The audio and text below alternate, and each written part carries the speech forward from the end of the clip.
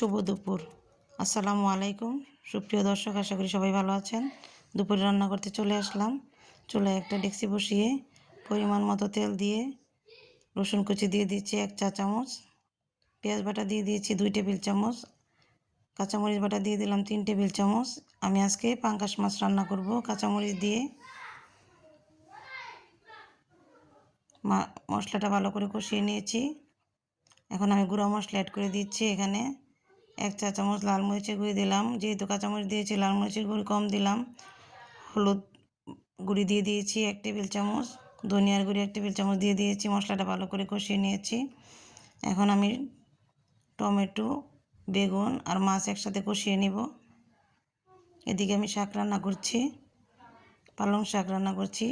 শাকটা আমি সরাসরি রসুনের মধ্যে দিয়ে দিয়েছি, পানিটা ফেলবো না, এতে করে শাকের ভিটামিনটা ভালো থাকে।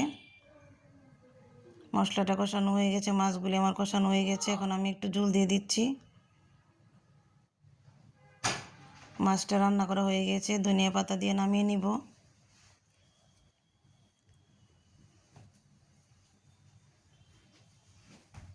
এদিকে আমার শাকটা হয়ে গিয়েছে। আমি আলু, সিম, বরবটি দিয়ে ভাজি করেছি।